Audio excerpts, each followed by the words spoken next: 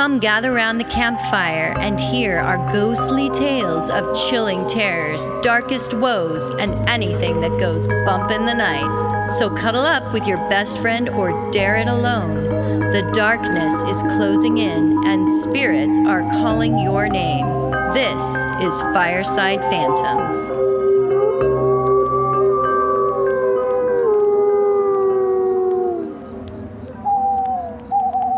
So what do you got for us today? I've got the best Grimm story of all time today, woo, Carol. Woo. Can't wait. Now, you should be so excited for this. And once I get into it, you're going to totally understand why I think it's the best Grimm story of all time. Well, I'm looking at the title. It has cat in it. That's right. That's right. Today, I will be doing my own version of The Poor Miller's Boy and the Cat from the Brothers Grimm. And we will begin now.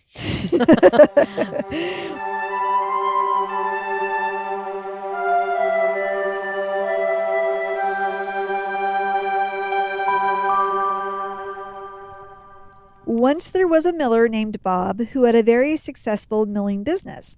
His mill produced grains that were made for baking pies, breads, cakes, cereals, oatmeal, etc. One day, he asked one of his apprentices to paint his mill for him. His apprentice painted the mill red, so Bob named his mill Bob's Red Mill. For years, he toiled away at his mill, producing grains to feed his community. He loved working so much that he decided to dedicate his entire life to his business, and therefore he forsook having a family of any kind. Then that's not true of the real Bob's Red Mill. No. He's got kids, I believe. Yeah. I love Bob's Red Mill, by the way. Then one day, just after his 80th birthday, he realized that he was tired and didn't want to work anymore. He decided that he would give his mill to one of his many faithful apprentices, which actually the real Bob did give his company to his employees. So that was kind of cool. Great. Yeah. So nice. So there were 3 apprentices of which he most liked. So he called them to his office. Boys, I have decided to retire, he told them. The 3 apprentices looked at each other in shock. Retire? You can't do that, the first apprentice, Tom, said. Who will run this place? Bob took a deep sigh and looked at him. One of you will, he finally said. One of us, said the second apprentice named Dick. But who? Whoever brings me the best horse, was Bob's reply. I will give my mill over to whoever can give me the finest horse they can find. Really? All we need to do is give you a great horse and we can have the mill? Asked Tom. That's right, said Bob. Tom and Dick looked at each other in bewilderment. Then they heard a soft cough behind them. It was Harry. What's he doing here? Asked Dick. I thought we fired him a long time ago. You tried, but I rehired him, said Bob. I like him. Oh. But boss, said Tom, lowering his voice, he isn't the sharpest tool in the shed, if you catch my drift. He did, after all, paint your mill red. I like my red mill, said Bob. Besides, he's always bringing cats in to catch the mice around here. I appreciate that. Tom and Dick just shook their heads. Harry grinned from ear to ear. After the 3 of them left Bob's office, they started to discuss their plans to go to town to get a fine horse for Bob. We will go tonight, said Tom. Dick and Harry agreed. That night, the 3 of them met outside the doors to the mill and headed off into the night. As they got closer to town, the 3 of them became quite sleepy and decided to stop and rest in a cave. The 3 of them lay down and fell asleep, or at least Harry did. Tom and Dick just pretended to. Once Harry was fast asleep, the other 2, very quietly, got up and snuck out of the cave. I cannot believe that Bob thinks that Harry could ever have the brain power to run the mill, exclaimed Tom. Yeah, the old man must be losing it if he thinks that Harry can do it over you or I, said Dick. Harry will never be able to figure out how to get a horse, much less a fine horse, one that would be worthy of Bob. The 2 continued to infuriate themselves over being lumped into the same category as Harry as they continued to town. In the morning, Harry awoke and looked around. Tom and Dick were gone. Oh no, said Harry. I'll never be able to find my way to town now and get a fine horse for Bob. Harry sat with his head in his hands for a few minutes, wondering what to do. Then he heard a soft meow coming from the mouth of the cave. Meow. He looked up to see a beautiful white Persian cat wearing a diamond tiara. She had crystal blue eyes, perfect white whiskers, and a soft, fluffy coat. Harry smiled at her. Well, hello, kitty, he said. Come here. And he held out his hand to her.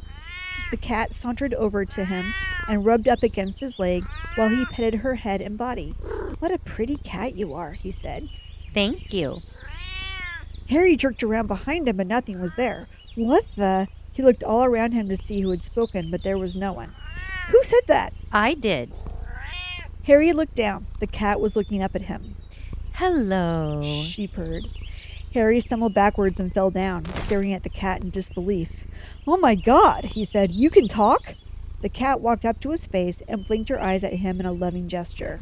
Well, of course I can. Cats are highly intelligent animals. It was only a matter of time before we learned how to speak the human's language. Harry couldn't believe what he was seeing and hearing. That is amazing, he said in bewilderment. Harry, I know what you are looking for, said the cat. You do? He asked. Yes. Last night I was sleeping outside of the cave when I heard the other 2 men leave. They said they needed to find a fine horse for someone named Bob? Yes, it's our boss. He said that he would give his mill to whoever brought him the finest horse. But Tom and Harry left before I awoke, so now I don't know what I'm going to do. I don't even really know the way to town, he said sadly. That's okay. I can make a deal with you so that you don't even need to go into town to get a horse. Harry looked at the cat skeptically. Really? What kind of a deal? The cat purred and blinked her eyes at him again. You see, Harry, I'm a very successful and high-ranking cat. I have a fleet of fine horses, the best you've ever seen, but I need some work done at my home.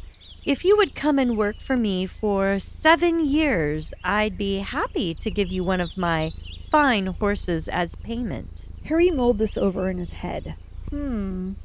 How far away is your home? He asked. Not far, just over the hill and through the woods. Harry really liked this cat. I mean, he was a cat person after all. She seemed pretty confident and intelligent. Why not take her up on her offer? Harry agreed, and the 2 of them left the cave, headed for the cat's home. They walked for a very long time until they finally came to a beautiful castle.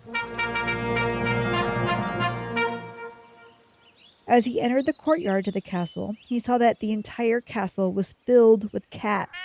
Cats of all kinds, short hair, long-haired, hairless, tabby, calico, tortoiseshell, gray, white, black, Himalayan, Siamese, Maine Coon, ragdoll, every kind of cat imaginable. What is this place? Harry asked in a daze. This is my home, and these cats are my subjects. They will take very good care of you. Harry noticed that as the cat walked through the courtyard, all of the other cats stopped what they were doing and bowed before her. There were some kittens that were playing with a ball of yarn that didn't seem to notice Her Majesty's presence. As the queen cat approached, she stood behind them. Their mothers ran over to the kittens, picked them up by the scruff of their necks, and turned them to face the queen. Then they put them back down, and the kittens bowed before her. The queen smiled at them and entered the castle with Harry behind her. Lady Meowington, please take this man Harry to his room and get him ready for tomorrow. I have brought him here to do those projects we discussed. Lady Meowington bowed to the queen and then ran over to Harry. Making eye contact with him, she nodded to him to follow her. Harry did follow her, and she brought him up a long, winding staircase to a room at the top. When he opened the door, he found the room was bathed in pink, fluffy carpet, pillows, feathers, patches of cat grass, very large balls of yarn, and a large scratching post. In one corner of the room was a giant cat bed, big enough to fit his whole body. Harry was exhausted from the long walk, so he lay down in the bed and fell fast asleep. A little while later, he woke up to find a team of cats sitting in a circle around him. "What's going on?" he asked. The cats moved in and started to pull off his boots and socks with their teeth. A few other cats moved to his head and pulled off his cap and shirt. Then the cats all at once started giving Harry a ton bath.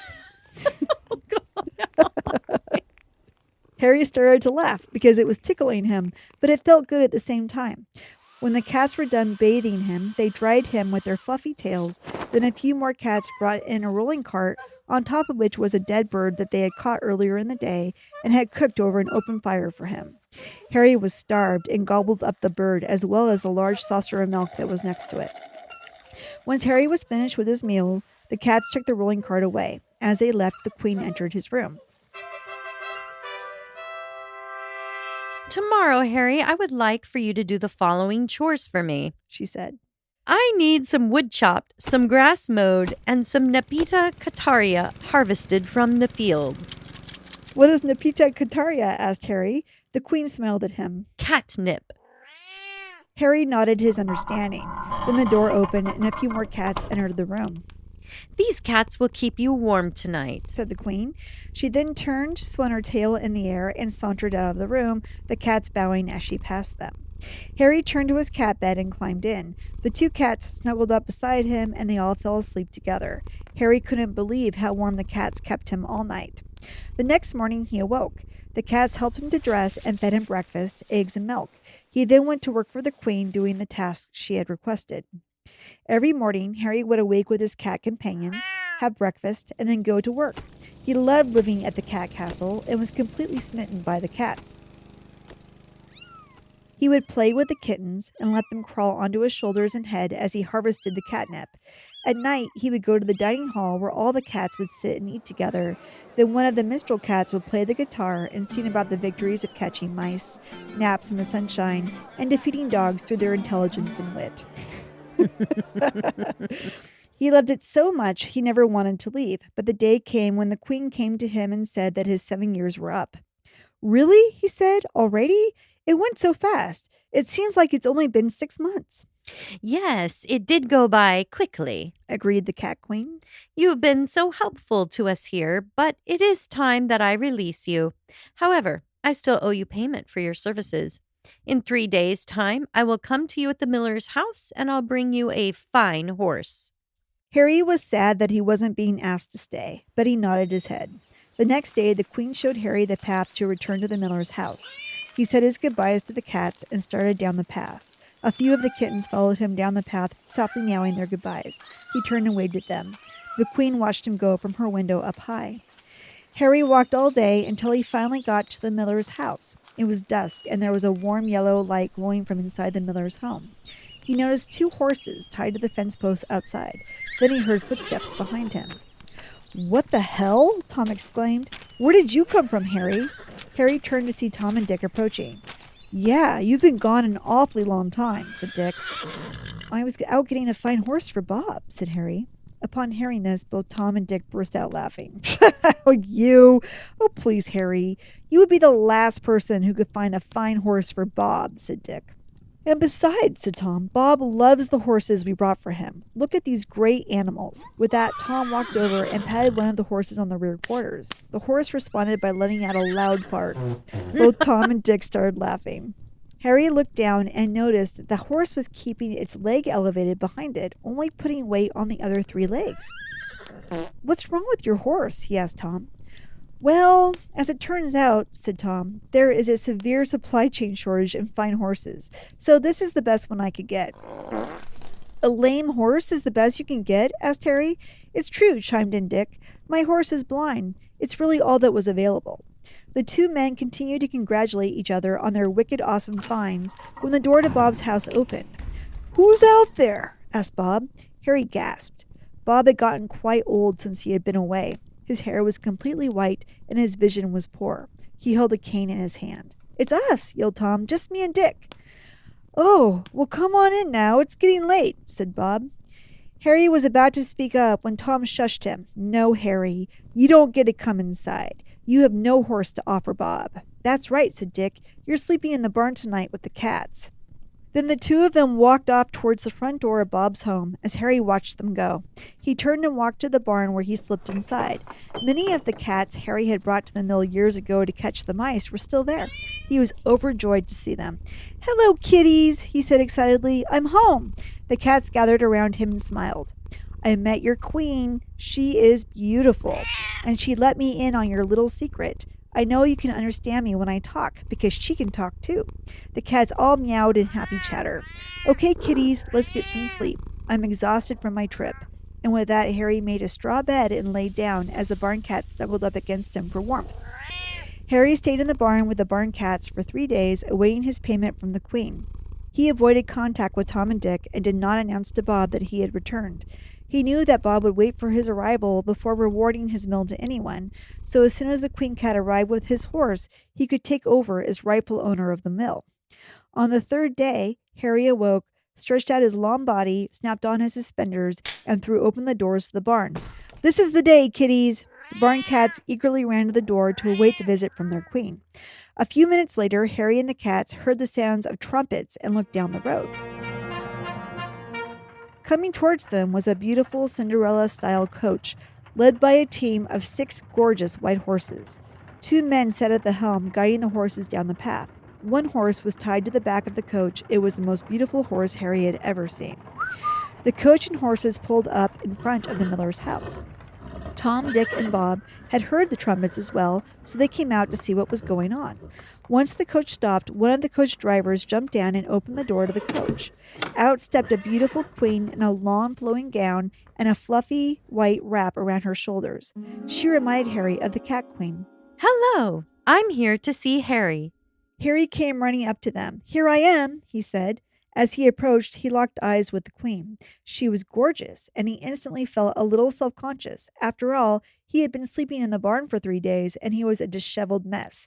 The queen took in his appearance head to foot, with a tilt of her head. She said. Guards. With that, the men driving the stagecoach brought out a few boxes and walked them over to them. They handed the boxes to Harry. I suggest you put these on, she said. Harry nodded and took the boxes back to the barn. Inside the boxes was a suit made for a royal prince with shiny shoes. He couldn't believe how expensive and beautiful they were. He put them on and then returned to the queen outside. "How do I look?" he said. The queen smiled. He was quite handsome, just as she had thought. My name is Queen Caddington. Harry has been under my employment for the last 7 years. I promised him a fine horse for his payment, which I'm here to personally deliver. With that, she gestured with her hand, and one of her servants brought the beautiful horse over to Bob.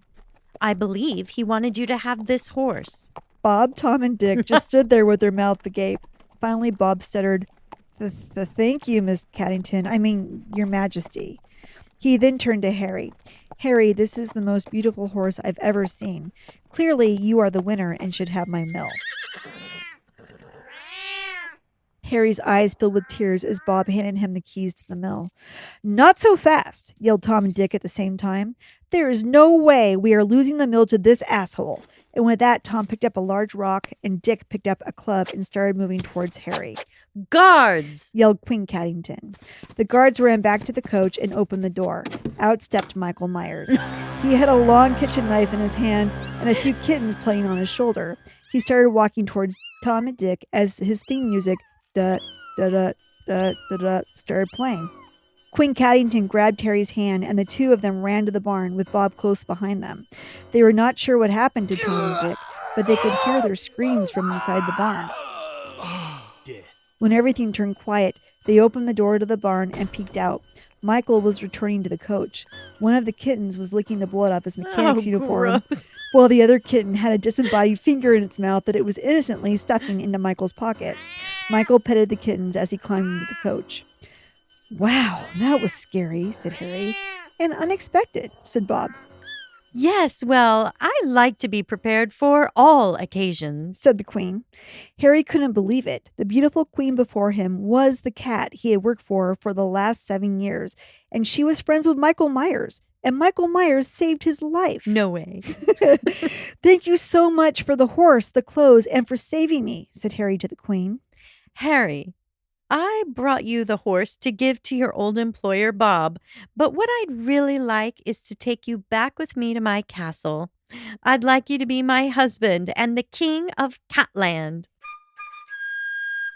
Harry couldn't believe what he was hearing. "Seriously?" he asked. "Yes, of course, yes." And with that, the two kissed each other in agreement. "But wait," said Harry, "what about Bob?" After all, Michael Myers had rid the world of Tom and Dick, so Bob was left with no one to inherit his mill or take care of him in his old age. The queen looked at Bob and smiled. "Bob, you can come too if you like." Bob smiled and nodded in agreement, and with that, the three of them climbed into the coach with Michael Myers, the kittens, and all of the barn cats, and rode off into the sunset to start their new set of 9 lives together. The end. Wow, what a Holly story. You put your stamp all over that it. That is so me. I pretty much peed all over the story. You marked your territory on it for Yeah. sure.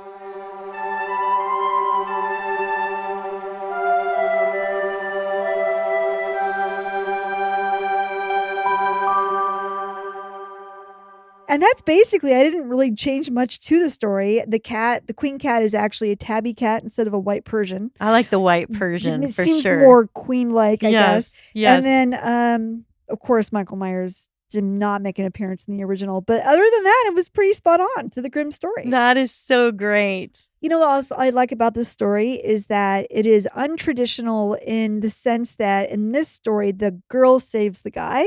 Oh, true. And makes him Yeah. feel like a prince versus the other way around. I kind of like that. Can we give a shout out to the actual real red, I am mill, going Bob's to Red Mill? include the link to the Bob Red Mill website in my show notes. It's the best. They have the best food. They really it's do. such a great place. Yeah, I used yeah. to go there for lunch all the time when I worked over there. Yeah, I told you my mom ran into Bob at the He's a nice guy. hairstylist. She was getting her hair done, and he was Yeah. getting his hair done right before her. She's like, "Oh, that's Bob from Bob," because it's a Family-run it's business. a Milwaukee, Oregon company, and I think it is national, international at this Yeah. point.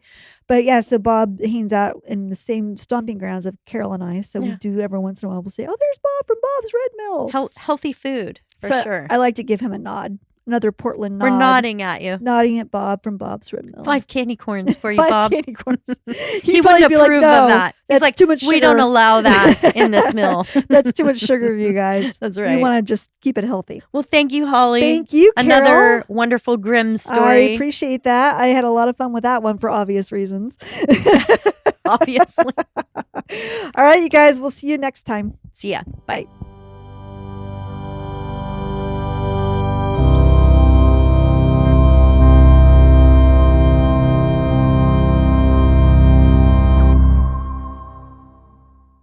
Is it Bob's Red Mill? Thanks for blowing Thanks for blowing that. Oh, no. Thanks for blowing that. Okay. The two continued to infuriate themselves over being lumped into the same category as Harry as soon as they continued on into town. I'm sorry, I'm saying that again. I think I slipped an extra word in there. I need some wood chopped, some grass mowed, and some Napita Cartaria harvested. I don't know how to say it. Way to either. throw a whoopee at me. What is What did you say? What is Napita Napita Cartaria? Cartaria? Hello. Oh, I'm sorry. That's your line. No, you're doing so well. No, go ahead. With the tilt of her head. Oh, sorry. I keep doing that. Go ahead. Sorry. Do you want to be the queen? I do. Holly? But you The go ahead. queen kitty cat. Yes. Well, that's you again. I'm sorry. I keep doing that. As the flames die down, do remain undaunted. Though all hitchhikers are ghosts, And all dolls are definitely haunted.